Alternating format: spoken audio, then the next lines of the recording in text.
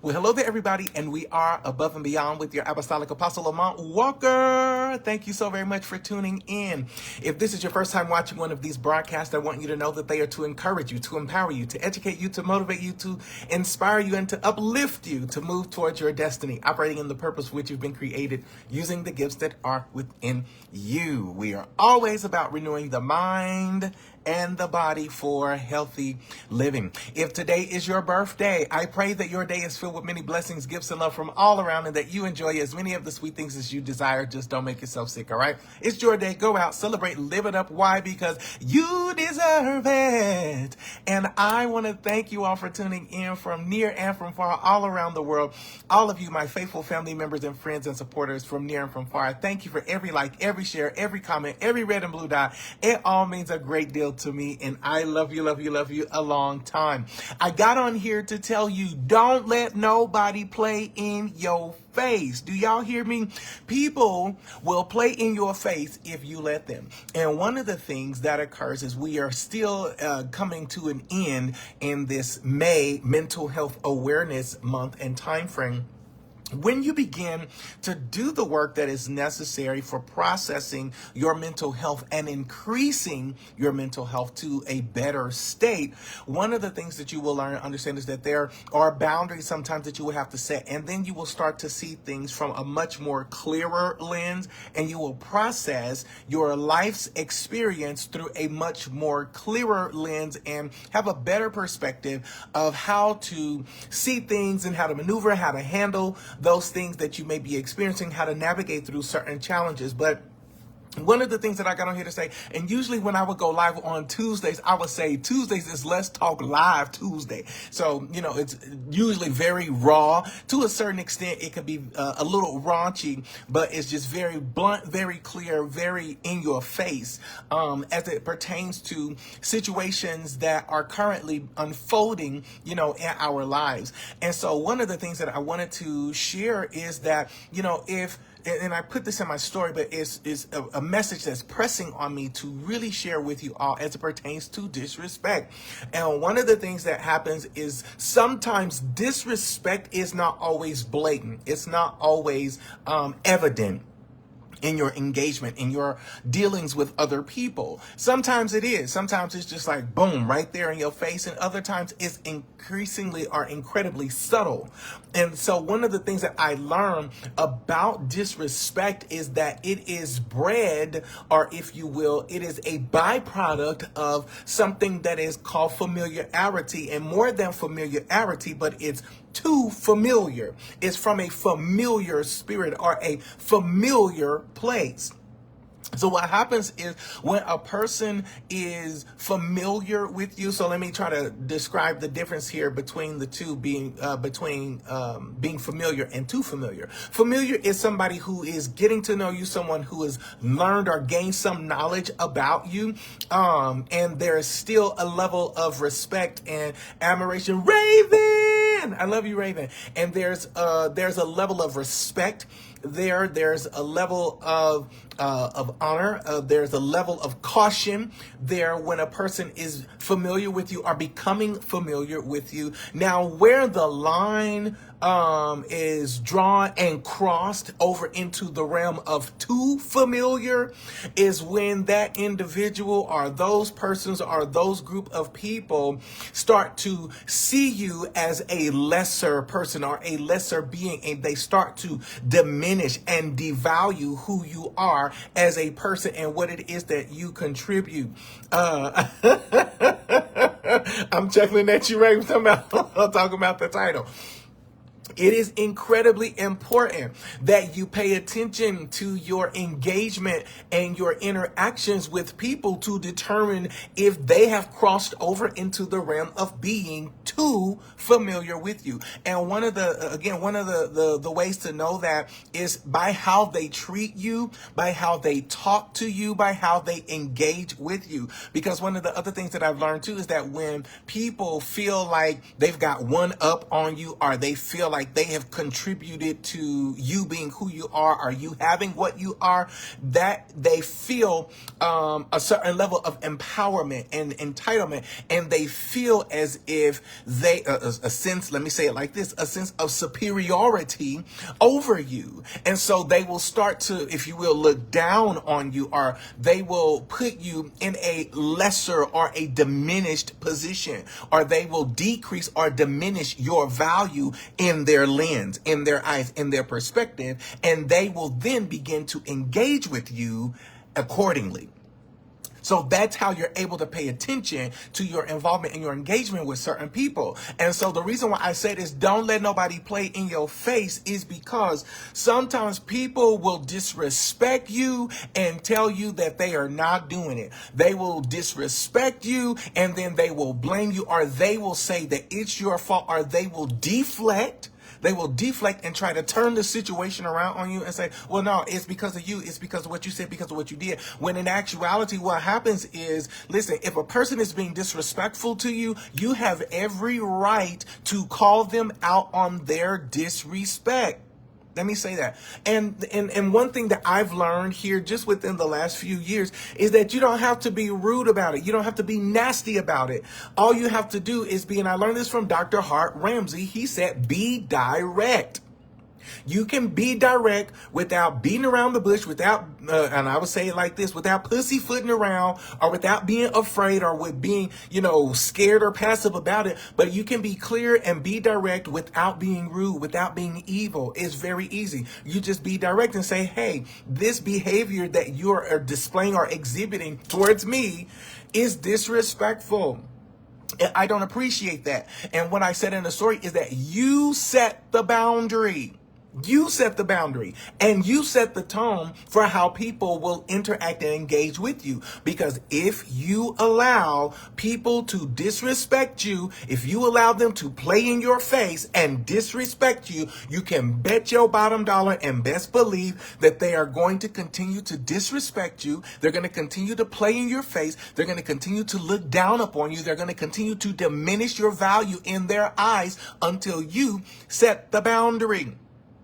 And you have the authority, you have the right to excuse yourself or dismiss yourself from their presence if they will not, number one, acknowledge their behavior and become aware of their behavior, and three, make restitution and apologize for their behavior to salvage the relationship that the two of you have, or the multiple of you have. My cousin, Pastor Cosenna, I love you. If they will not be willing to acknowledge any of that, or if they will not be willing to own any of that disrespect and say, you know what, yeah, I was disrespectful. And let me say this too. Sometimes I try to give people the benefit of the doubt because, we're human. All of us are human. We are prone to make mistakes. But as Gose said, doubts don't be benefiting sometimes.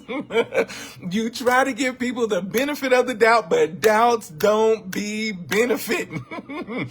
So when you call them out and say, hey, I didn't like what you said, what you did, and I analyzed it, because here's the other thing that y'all know that I teach y'all. Don't just be like, oh, well, I don't like that. That made me mad. That made me upset. That made me sad. That made me frustrated. Don't stop with what it made you feel. You got to process that and analyze it. Mental health awareness. Use your brain and be intelligent about it and say, okay, what about this interaction? What about this engagement did I not like? Or why did this engagement or this interaction make me feel the way that it made me feel? You really have to search deep within yourself so that, again, you can become aware of yourself. Because sometimes what I've learned is that people are not always as aware as what they should be when it comes to your engagement and involvement in interactions with them. So they may not be aware that they're disrespecting you because they may be totally in a different place. Mentally, they may be somewhere else where they're not even cautious or aware or caring or even concerned about how they're coming across to you. And so again, that's no fault of yours. It's just that whenever they bring that to you, you have the right to say, push the brakes, stop. Okay, let me give this back to you because this isn't mine. I'm not the catalyst for this interaction and engagement. Now, if you want to talk to me and vent to me about a situation or about whatever it is that you're feeling, okay, that's perfectly fine. But what we're not going to do, let me say that again. What we're not going to do is disrespect. I don't disrespect you, and you don't get to disrespect me. And one of the things that I've learned, and you all have seen this in my story, is that sometimes when you call people out on their disrespect and how they're acting and engaging with you, sometimes they are not mature enough to even accept it or even to acknowledge the fact that they are being disrespectful. All right. And so what will happen is they'll turn it around on you. And that's classic narcissism. Let me say this while I'm live, and I want y'all to hear me and hear me well. Let me get real close to the camera so y'all can see my face. Y'all can look into my eyes as I'm saying this to you.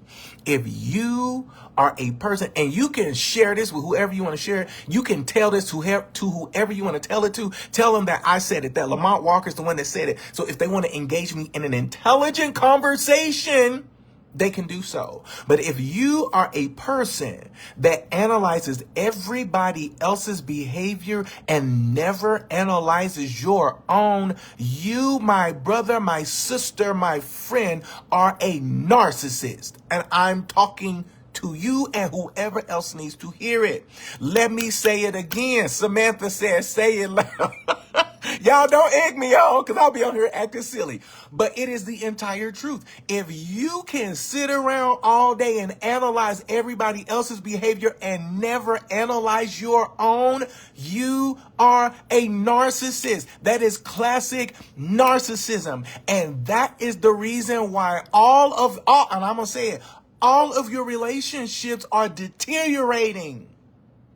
And if they're not deteriorating, it's because you're a narcissist amongst narcissists. I'm going to let that be a Selah moment, because I think I'm saying some real good stuff right here, right now. So along with that, the reason why I'm sharing this with you all is because I want you to be aware of how your engagement and your interactions with people are. What do I say? I want you to have a healthy life. I want you to live a healthy life. I want you to spread health and wealth everywhere that you go. And so again, coming back to this disrespect thing, on top of that, or if you will, next to that, as a byproduct of that, is a thing called too familiar. It's the realm of too familiar, which comes from a familiar place. And you can go through the scriptures and you can look at that when you're dealing with familiar spirits. But again, when you cross over being too familiar, and you got to be careful yourself. Don't you look at nobody and be like, oh, that's just, let me use some of y'all's names that I see up in here. Oh, that's just Samantha. Oh, that's just Cosetta. Oh, that's just Raven. No, that's not just Raven. That's not just Samantha. That's not just Cosetta. That's somebody that has gifts and talents, and they have connections, and they got family and friends and resources that could potentially help you, but they are a blessing to somebody else, and they are of purpose and benefit and use to somebody else. Maybe not to you, but to somebody else. So that's not just somebody. See, when you hear that type of language and that type of talk, that's coming from the realm of too familiar. And it may not be saying it specifically or explicitly in those terms, but pay attention to how they engage with you. What's their tone like when they talk with you? What's their attitude when they talk with you? What's their body language when they engage with you? All of those things will tell you if they are too familiar with you. And this is the reason why you got to be careful with being too familiar, because I'm about to say this and get out of here. Being too familiar, watch this, y'all. Behind that agenda, the mission, the purpose, the agenda of a too familiar spirit is to kill. It is a murdering spirit. Its ultimate agenda is to kill. That's what's behind being too familiar. And that's why, my friend, my brother, my sister, I caution you of being too familiar with anybody. Because once you become too familiar, you are setting yourself up to be a murderer. You become a destiny assassin. You become a dream killer. Can I say that again? Do y'all hear me what I'm saying? I hope what I'm saying is helpful, and I hope what I'm saying is getting somebody's attention, because what I want is, again, for you to live a healthy life, for you to live a long life, a prosperous life, a successful life, and a peaceful life. Why? Because God promises that to us. So when somebody is coming at you, in a way that's disrespectful, in a way that's less than what you deserve, you have the right and the authority to call them out and say, hey, pump your brakes. I'm setting a boundary here. And if you cannot operate according to this boundary, then we will not have any further conversation or any further engagement. And I'm going to dismiss myself. Do y'all hear me what I'm saying to you? Yes, cousin, I can't tell y'all how many destiny assassins and dream killers that I've come across and that have attempted to engage with me. And because I was not as aware, because I wasn't fully submitted, if you will, to my purpose, I wasn't fully understanding and knowing of my value, I allowed the interaction and engagement until I started to do the work. You hear people talking about doing the work, but not most people are doing the work that they need to. And this is inside the church and outside the church. It's even more scarier in church. It's, oh God, I'm not even going to go down that path. It's even more scarier in church. Because people that's supposed to, be Christians and be saved and got the Holy Ghost and got discernment and supposed to be bishops and apostles and pastors and evangelists and elders, got a too familiar spirit and don't realize that they are not breeding life more abundantly. They're actually breeding death. They're assassinating your destiny. They're killing your dream and your purpose under the banner and title and auspices of church and pastor and bishop and all this other kind of carrying on. So let me tell you something. If you experience that, I don't care. Hey, put them in check. Put them in check. I don't care who it is. I don't care if it's your mama, your daddy, your brother, your sister, your boyfriend, your girlfriend, your niece, your nephew, your auntie, your uncle, your grandma, your grandpa, your cousin, them, me and you, your mama and your cousin too. I don't care who it is. You stop them and put them on the right path of engagement with you. Why? Because you're trying to live, I hope that you're trying to live a happy life, a healthy life, a peaceful life, a successful life. Why? Because God promised that. And so this is what I wanted to share with you all today. Don't let nobody play in your face. I'm going to say it again. Don't let nobody play in your face. People acting like that, telling them, hey, get out of my face with that. Literally. And use that friend. Get out of my face with that. Ain't got time for that. Or if you don't want to say anything at all, you don't even have to say anything at all because it doesn't deserve or merit a response from you. All you got to do is just turn your back and walk away or walk down another path or make a 180 and go a different direction. And, well, where'd you go? Why you leave? Because you was on something that I wasn't on. And let me say this. You was on something that I was not on. And here's the thing. I am human just like you. And if you gonna be on something that I'm not on, you better make sure that it's on a day where I have the capacity and the awareness of mind to say, stop, pump your brakes, or for me to walk away. Because let me tell you something, as we go through this life, as we live this life, especially right now in these current days and times in 2026, people's capacities are diminishing.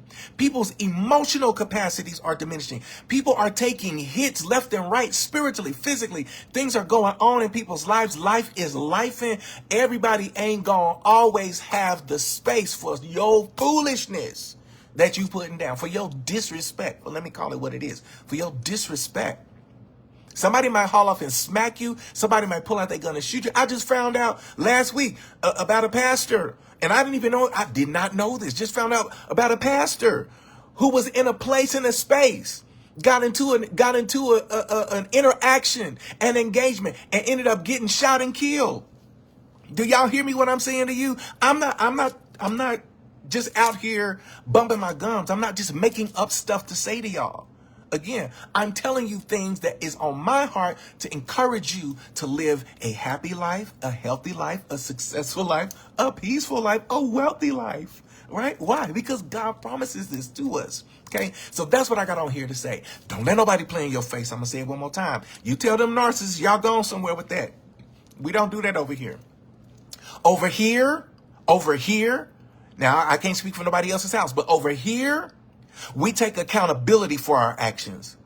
Over here, we acknowledge our behavior. Over here, we do our best to modify our behavior to make sure that we are maturing, that we're upgrading and that we're becoming better versions of ourselves. So that way we give that everywhere that we go. All right, I've been on here long enough. Thank you all so very much for tuning in. I hope I've said something to encourage you, to empower you, to educate you, to motivate you, to inspire you, to uplift you, to move towards your destiny, operating in the purpose for which you've been created, using the gifts that are within you, man. I'm signing off by saying, hello, 2026. I'm going up and so are you. And I hope that you're praying for me because I'm praying for you. Why? Because I really do. I want to see you win. All right. And know this, that what's to come is definitely so much better than what's been. 2026, I can because I survive. And we are using the hashtag spread love. See you soon.